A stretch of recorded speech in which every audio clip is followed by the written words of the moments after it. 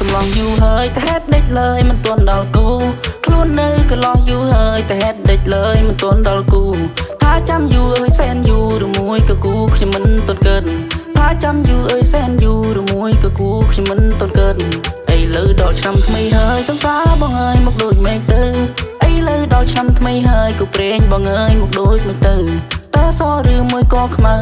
រូបរាងអូនយ៉ាងម៉េចទៅអូនសឬខ្មៅខ្ពស់ឬក៏ទៀមតើខ្ពស់ឬមួយក៏ទៀមអាយុឡើងសាំក្រាំងចង់ស្គាល់ណាស់រសជាតិស្នេហាតើមានរសជាតិយ៉ាងណាតើស្នេហារសជាតិយ៉ាងម៉េចប្រៃឬក៏ផ្អែមតើល្វីងឬមួយក៏ចន់បើសិនបានជួបមិនដឹងជាល្អយ៉ាងណា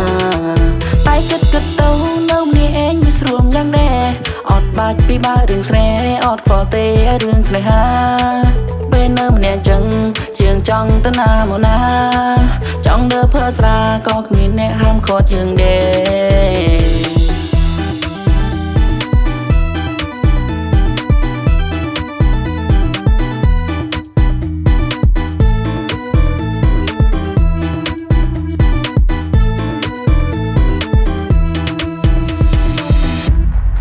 នៅកំឡងយូរហើយតែហេតុដេចលើយមិនទាន់ដល់គូ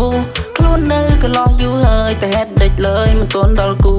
ថាចាំយូរអើយសែនយូរឬមួយក៏គូខ្ញុំមិនទាន់កើតថាចាំយូរអើយសែនយូរឬមួយក៏គូខ្ញុំមិនទាន់កើតអីលើដល់ឆ្នាំថ្មីហើយសង្សារបងអើយមកដូចមេឃទៅអីលើដល់ឆ្នាំថ្មីហើយក៏ព្រេងបងអើយមកដូចមេឃទៅតើសឬមួយក៏ខ្មៅរូបរាងអូនយ៉ាងម៉េចទៅអូនសឬខ្មៅខ្ពស់ឬក៏ទៀមតើខ្ពស់ឬមួយក៏ទៀមអាយុឡើងសាំក្រាំងចង់ស្គាល់ណាស់រសជាតិស្នេហាតើមានរសជាតិយ៉ាងណាតើស្នេហារសជាតិយ៉ាងម៉េចប្រៃឬក៏ផ្អែមតើល្វីងឬមួយក៏ចន់បើសិនបានជួបមិនដឹងជាល្អយ៉ាងណាតែគិតទៅនៅម្នាក់ឯងវាស្រួលយ៉ាងដែរអត់បាច់ពីបើរឿងស្នេហ៍អត់ខ្វល់ទេរឿងស្នេហាពេលនៅម្នាក់ចឹងជាងចង់ទៅណាមកណា